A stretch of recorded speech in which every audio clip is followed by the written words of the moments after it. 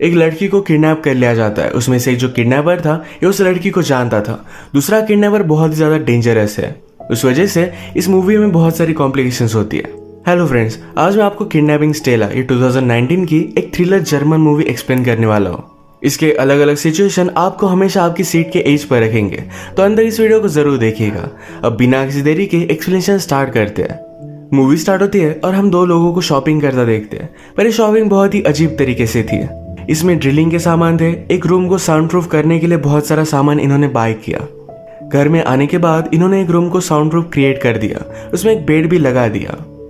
जंगल में एक लोकेशन के पास जाकर उसे वो मार्क कर आते हैं। उनके पास एक फैन थी जिसे भी वो फिर से साउंड प्रूफ बनाते हैं। इनके बैग में हम देख सकते हैं कि रस्सी, पट्टी, इस तरीके की चीजें थी। ये दोनों फिर रेडी हुए।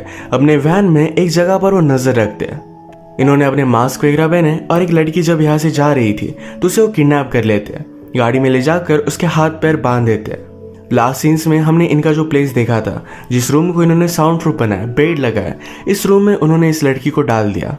हैंडकफ्स वगैरह लगाकर इसे वो पूरी तरीके से बांध देते हैं। उन्होंने उसके थोड़े से कपड़े निकाले और उसके फोटो ले लिए। जबरदस्ती उसे दूसरे कपड़े पहना देते हैं। उस बेचारे ने बहुत स्ट्रगल किया पर वो कुछ कर नहीं पाई। इसके बाद रूम में बंद कर वहां से चले गए। एक किडनैपर थोड़ी देर में फिर से उस लड़की के पास आया। वो कहता है, तुम्हारे फादर का नंबर और ईमेल मुझे दो, तुम्हारे बदले में हमें बहुत सारे पैसे चाहिए। अगर उन्होंने दे दिए तुम बहुत ही सही सलामत रहोगी। थोड़े टाइम में फिर से अपने घर पहुंच जाओगी। ये ईमेल एड्रेस नंबर लेने के बाद ये दोनों फिर से बाहर आए। इन दो किडनैपर्स में से जिसको ज्यादा एक्सपीरियंस नहीं था उसका नाम था टॉम, और जिसे बहुत सारा एक्सपीरियंस था वो प्रिजन बहुत बार जाकर आया था, इसका नाम था विक। विक टॉम से पूछता है, क्या तुम डर रहे हो? सब कुछ ठीक हो जाएगा। इन्होंने फिर स्टेला का मोबाइल लेकर उसे बंद कर दिया। स्टेला के फादर को ईमेल भेजते हैं जिसमें $2 मिलियन उन्होंने मांगे हुए थे। नेक्स्ट सीन में हम देखते हैं टॉम स्टेला के पास आया था। उसने उसे देखा और फिर से वो वापस चला गया। इसके बाद 1-2 दिन बीत चुके थे। स्टेला के फादर का अब तक कोई भी रिप्लाई नहीं आया था। विक टॉम से कहता है कि हमें उसे पानी वगैरह देना पड़ेगा। विक उससे कहता है, अब हमें तुम्हें खिलाना पिलाना पड़ेगा, इस वजह से तुम्हारे माउथ से मैं क्लॉथ निकालने वाला हूँ। अगर तुम चिल्लाए तो तुम्हें बेहोश कर किसी अलग तरीके से हम जिंदा रखेंगे। वैसे भी तुम्हारी चीख किसी को भी सुनाई नहीं देगी। ये पूरा रूम साउंड प्रूफ है। स्टेला ने इसके लिए नॉड किया। जब उसके माउथ से पट्टी निकाली जाती है तो जोर से वो चिल्लाने लग गई थी। फिर से उसका मुंह वो बंद कर देता है।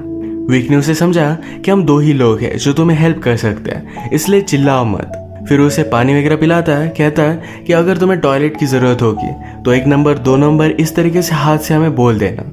स्टेला को टॉयलेट करना था तो अपने फिंगर से उसे वो बता देती है। यही पर बेड पर उसे करना पड़ता है। बेचारी बहुत रो रही थी। ये सारी चीजें करने के बाद टॉम को हम जरा डिस्टर्ब देखते हैं। ये बात विक ने जान ली थी। पूछता है, तुम खाना क्यों नहीं खा रहे? टॉम ने कहा कि मेरा मूड नहीं है। विक कहता है, तुम्हें सही तरीके से अपना ख्याल रखना पड़ेगा, वरना हम प्लान को अंजाम नहीं दे पाएंगे। टॉम फिर भी खा नहीं रहा था तो जबरदस्ती उसके मुंह में वो खाना भरता है। विक ने उसे कहा कि हमने सब कुछ प्लानिंग की है, सारी चीजें परफेक्ट हो रही है, पर फिर भी तुम अपने आप पर डाउट कर रहे हो। तुम्हें लगता है ये अनसक्सेसफुल हो जाएगा, इसी वजह से तुम खाना नहीं खा रहे थे। मेरे साथ बोलो कि हम इसे कर रहेंगे। टॉम भी यही चीज रिपीट करता है। विक के रूम से बाहर जाने के बाद स्टेला की फोटो देखकर वो सैड हो रहा था। उसकी तकलीफ उसे देखी नहीं जा रही थी। वो स्टेला से मिलने के लिए गया। वो उसे कहती है कि उसे पूप करना है, तो इस वजह से उसके हैंडकफ अब उसे निकालने पड़ेंगे। वो निकालता है, उस पर गन निकालता है, यानी कि वो कुछ कर ना पाए। स्टेला कहती है कि प्लीज उस तरफ देखो, वो इस तरीके से सब नहीं कर सकती है। उसने बहुत रिक्वेस्ट की तो टॉम अलग डायरेक्शन में देख लेता है। स्टेला ने बकेट लेकर जोर से उसे मारा, इससे उसकी गन नीचे गिर गई थी। स्टेला ने जल्दी से इसे उठा लिया। वो कहती है कि मुझे जल्दी से तुम्हारी कीज दो। टॉम उसके पास आ रहा था, उससे गन छीनने की कोशिश करता है, पर स्टेला ने गन को शूट कर दिया। यहीं पर उसका मास्क भी वो निकाल लेती है। वो एक्चुअल में टॉम को जानती थी। वो उसे देखकर सरप्राइज्ड हो गई।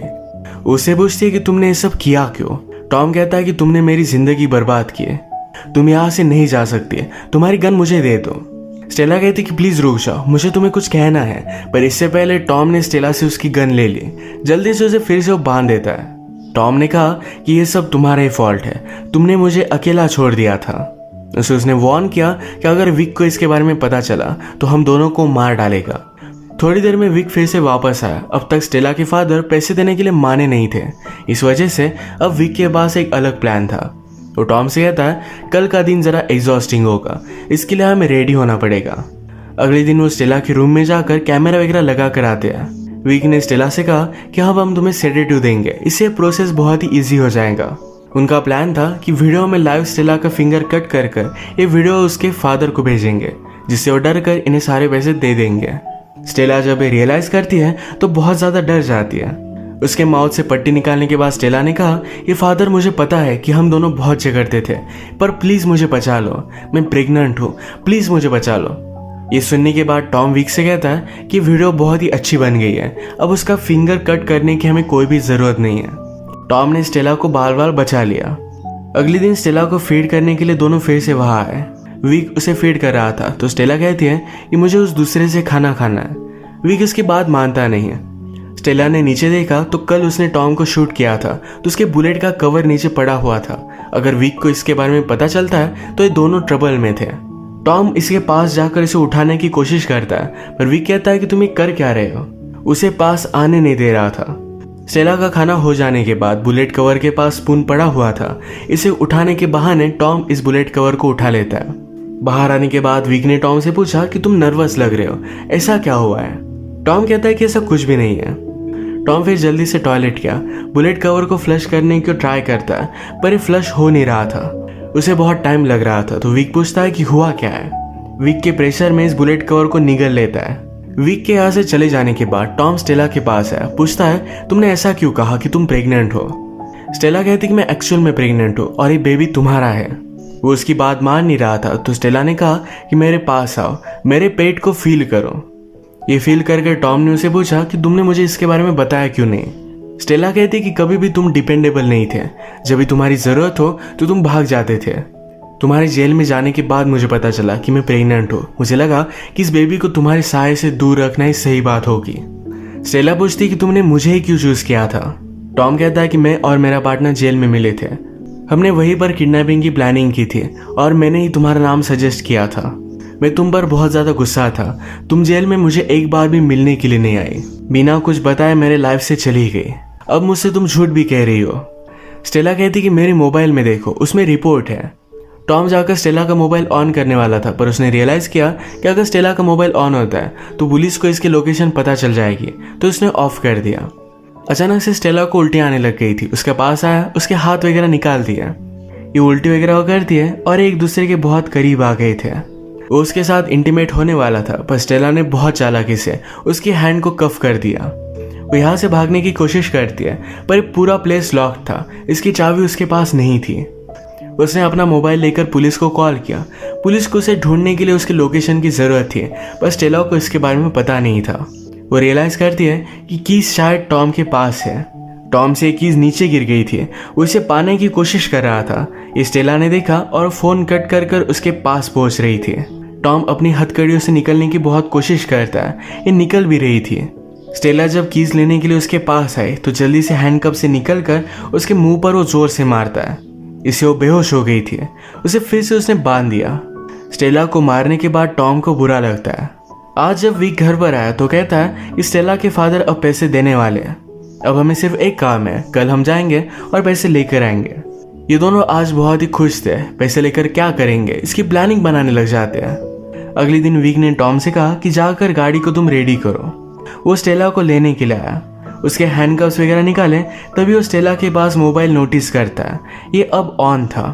उसने हिस्ट्री देखी तो पुलिस को कॉल किया क्या है। ये सारी चीजें वो फिगर आउट नहीं कर पाता कि स्टेला के पास मोबाइल आया कैसे, वो यहाँ से निकली कैसे थी। स्टेला के पास मोबाइल एक ही केस में आ सकता है, जब टॉम ने उसे दिया, पर वो फिगर आउट नहीं कर पाता कि टॉम ने ऐसा किया क्यों होगा। विक ने स्टेला को बहुत मारा, जो भी हुआ था ये सब कुछ सच सच स्टेला उसे बता देती है। इस स्टोरी को कंफर्म करने के लिए स्टेला ने टॉम पर जो गोली चलाई थी ये वॉल्स में विक को मिल जाती है। इसी के पैरेलल में हम देखते हैं कि टॉम जब गाड़ी को रेडी कर रहा था तो स्टेला के सामने उसके प्रेगनेंसी की टेस्ट उसे मिली। इस रिपोर्ट से वो कंफर्म हो गया था कि स्टेला एक्चुअल में प्रेग्नेंट है। उसे अब तक सारी चीजें झूठ लग रही थी। ये जानने के बाद वो और भी ज्यादा कंफ्यूज हो गया कि अब उसे करना क्या चाहिए। स्टेला को फिर से बांधकर विक टॉम से पूछता है, मुझे एक बात बताओ, तुमने उसे चूज क्यों किया था। टॉम कहता है कि रीच थी और हम दोनों ने मिलकर चूज किया था, मैंने सिर्फ तुम्हें उसकी इमेज दिखाई थी। विक ने टॉम से कहा, हमें एक दूसरे के साथ ऑनेस्ट होना चाहिए, हम कोई भी चीज एक दूसरे से छिपाएंगे नहीं। टॉम भी इसके लिए हाँ कहता है। विक को पता था कि वो टॉम पर ट्रस्ट नहीं कर सकता। ये दोनों फिर स्टेला के पास आए, उसे बेहोश कर गाड़ी में रखकर एक लोकेशन पर लेकर आते हैं। नदी के पास एक घर में उन्होंने इसे बंद कर दिया था। इनका प्रीवियसली प्लान था कि जब स्टेला को होश आएगा तो उसके पास चाबी होगी, वो अपने आप को खोलकर यहाँ से चली जाएगी। पर अब विक ने प्लान चेंज कर दिया था। वो कहता है अब हमारे पास चाबी होगी और तुम मेरे साथ चल रहे हो। टॉम जरा वरीड हो जाता है, पर विक को शक ना जा पाए, इस वजह से उसे उसके साथ जाना पड़ा। ये जब अपने तय किए हुए लोकेशन पर आए तो वहां पर कोई भी नहीं था। आसपास कहीं भी पैसे दिख नहीं रहे थे। टॉम ने कहा कि शायद हमें फ्रेम किया जा रहा है, पर विक कहता है कि ऐसा कुछ भी नहीं है, मैंने पहले ही लोकेशन चेंज कर दी थी। मुझे तुम्हारे और स्टेला के बारे में सब कुछ पता है, मैंने तुम्हें पहले ही जांच दिया था। तुम अगर मुझे ऑनेस्टली सब कुछ बता देते तो तुम बच जाते। और स्टेला और इसके बच्चे को मैं मार दूंगा और इसकी जिम्मेदार तुम हो। विक टॉम को शूट करने ही वाला था, पर टॉम ने उस पर हमला कर वहां से वो भाग जाता है। भागते भागते विक ने दूर से उस पर गोली चलाई। वो हर्ट हो गया था, पर फिर भी जल्दी से यहाँ से भाग जाता है। विक ने फिर जो अलग लोकेशन सिलेक्ट की थी वहां से पैसे वो लेकर आता है। उसका प्लान सक्सेसफुल हो चुका था। रात में वो स्टेला को मारने के लिए आया। उसे कहता है मैं तुम्हें एक मेडिसिन दूंगा जिससे तुम्हारी डेथ होगी पर तुम कुछ भी फील नहीं करोगी।